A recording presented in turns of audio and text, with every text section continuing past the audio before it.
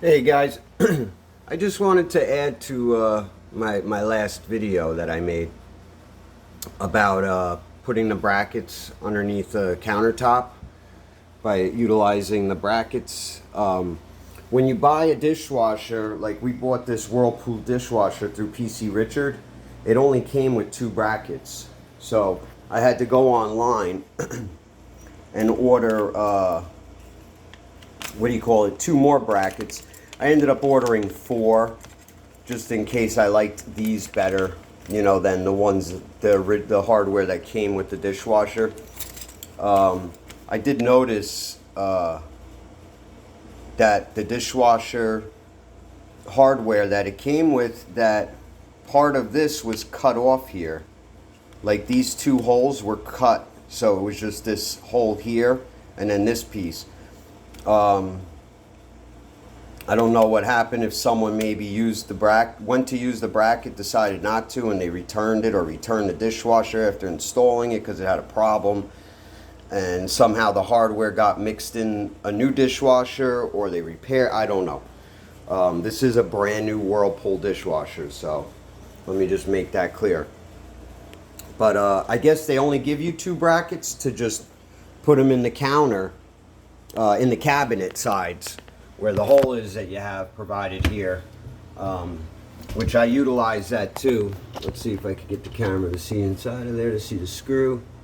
I don't know if you could see in there that I have a screw in there. Yep, you could see it. So I drilled a pilot hole on each side, but first I took a Bic ink pen, because it fits in the hole to mark the cabinet. And then as I showed in the video, I was close to the edge of the wood.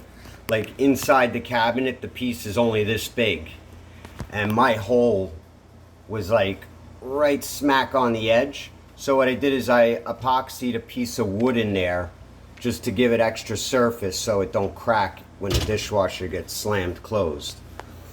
And then this side, if you look at the video, I did the same thing. In this case, the cabinets they're even, they're square.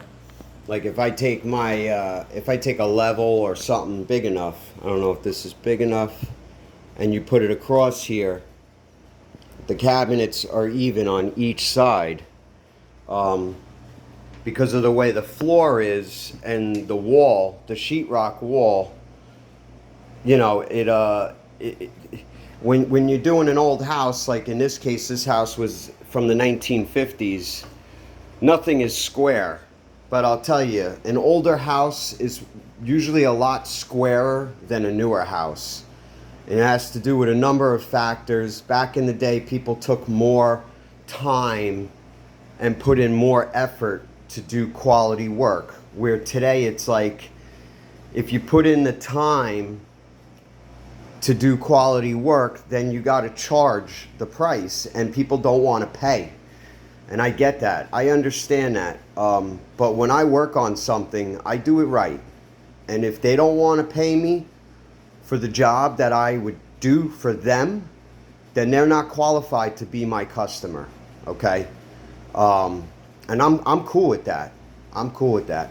I don't need to be hacking things up and trying to do the job quick to get it done, and then having problems to where I'm married to the job. Like you work on a car and you do it real quick and you mess up the wiring or something, and then it's like every other week, every other month, that car's coming back with a problem that exists within that system that you worked on, but it's a different problem each time, or it's the same problem, and it's just, you end up becoming married. See, I'm married to my wife, Cheryl.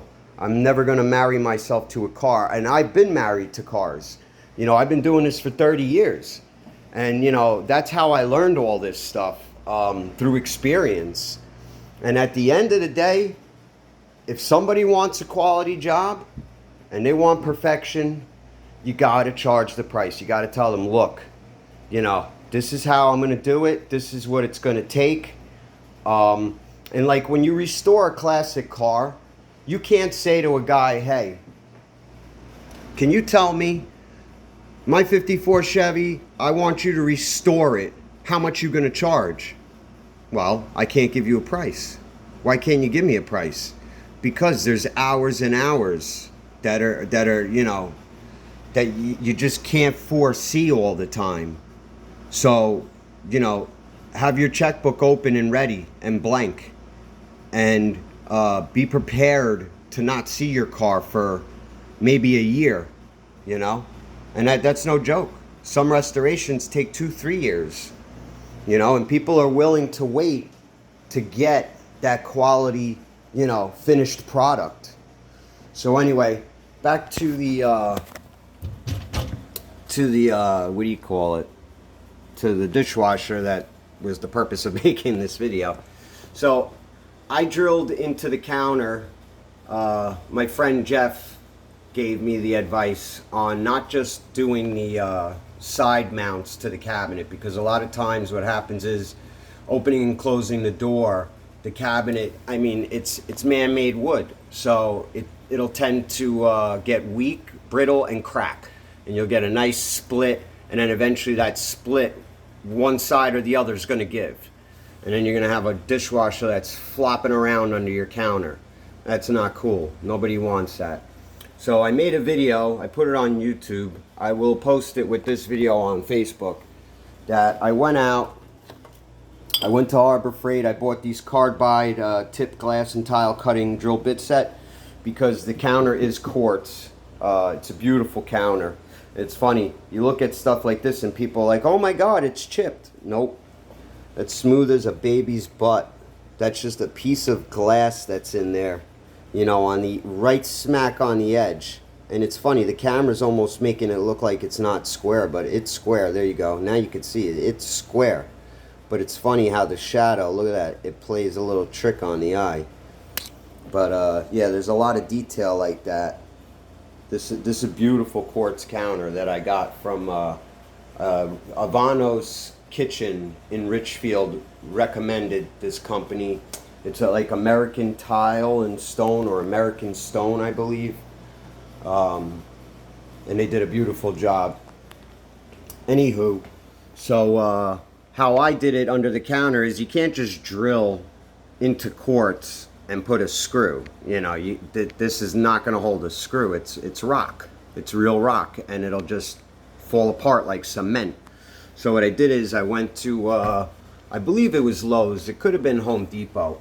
But they have that aisle with all the drawers with the screws and stuff like that. And they have little caps and little fittings and cap-off things and just all kinds of cool stuff. I wish I could take that whole aisle home. But I went with Cheryl and we bought these little nylon sleeves that they have a hole. They're nice and thick. It's like a neoprene type plastic. And then I measured out the size of the screw head that I would need.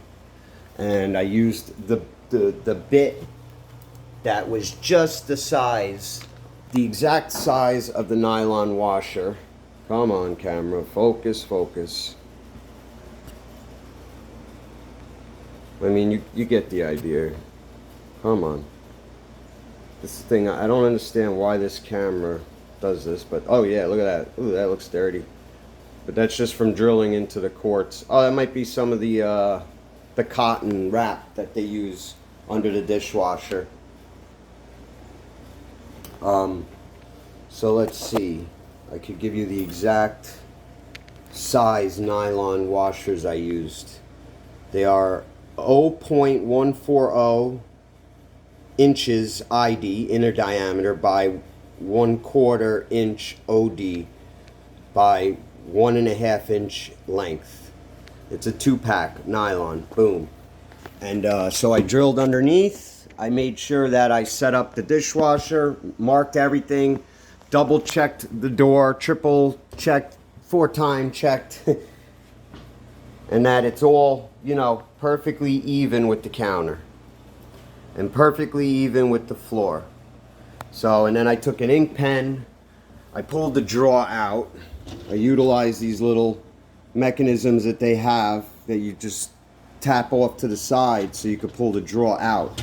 Because the problem is to drill with the drawer in here, you can't get it straight, so you got to take the drawer out. So I marked with the pen on each side. Then I used a very good Sharpie But what I did is I made sure the bracket goes up, you see? So now if you mark it like this, then when you try to go to put your screw in, it's gonna pull the bracket this way. So you gotta push the bracket up to the height you want, okay, which I only went partial because I knew I was gonna leave part of the nylon sleeve sticking out so that then the bracket wouldn't be hard up and bend and stuff and you know, weaken it. And I left that little bit out.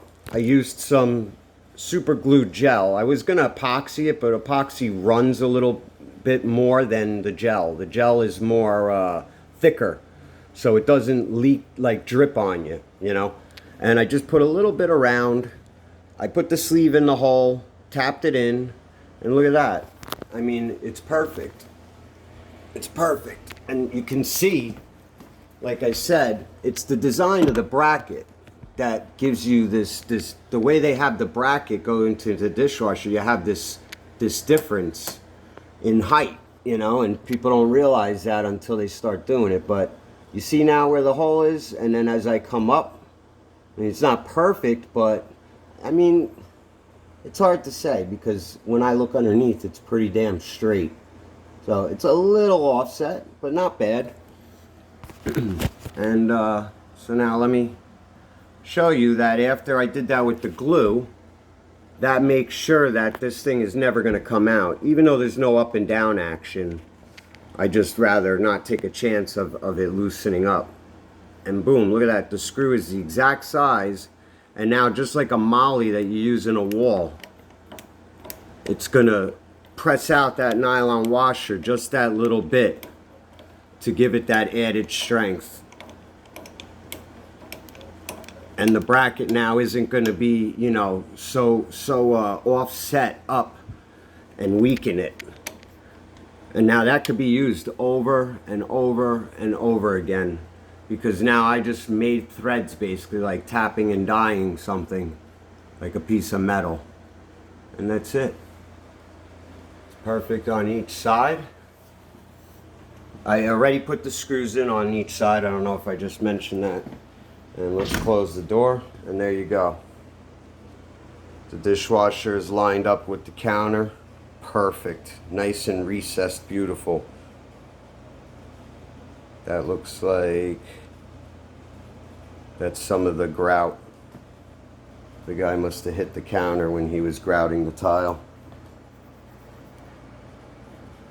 I see all these little things. I got a real good problem. I have great eyesight.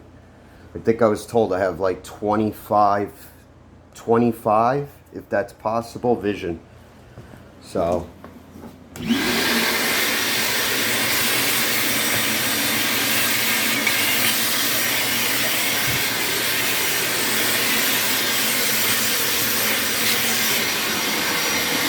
that's it.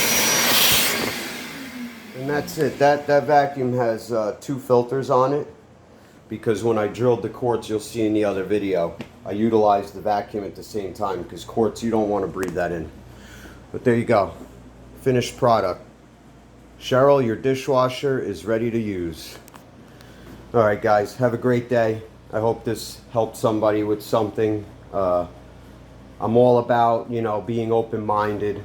We all learn something new every day. I like to share ideas with people. And sometimes they get insulted, like, oh, you know, I've been doing this X amount of years, and I'm not like that. When someone wants to tell me advice, I take it, I use what I like, and whatever I don't like or I don't feel, you know, is the way to do it, I throw that away, you know? Because every day you can learn something new. No matter how much of an expert you are at anything, when you're doing stuff like this, there's no straightforward instructions with getting it perfect. You know, there's just a basic set of basic rules and steps that you take.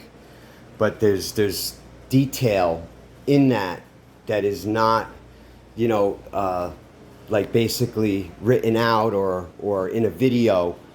So it's like, you know, my experience opposed to your experience, or what you define as perfect compared to what I perceive as what I see as perfect is going to be different. And there's little tricks of the trade in every type of business that can help make everything come out, you know, like right on the money and perfect.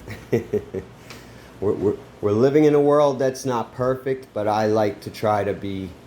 I'm a bit of a perfectionist, and I guess I'm that way because I got a real strong eye for detail, a strong mind for detail, and in the end, when you do things, if you don't do it a certain way, it's not going to last. And that's what I'm all about.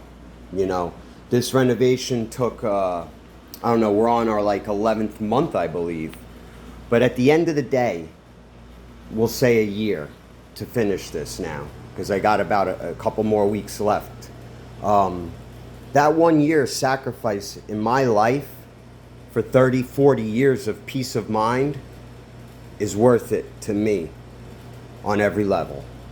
And that's what I'm all about. I don't want to do something just to get it done and it's good enough and then have to, you know, revisit it in a year or two from now because it was just, you know, slapped together. All right, guys. Have a great day. Thank you for listening. Thank you for watching. Talk to you all later. Love everybody. Bye.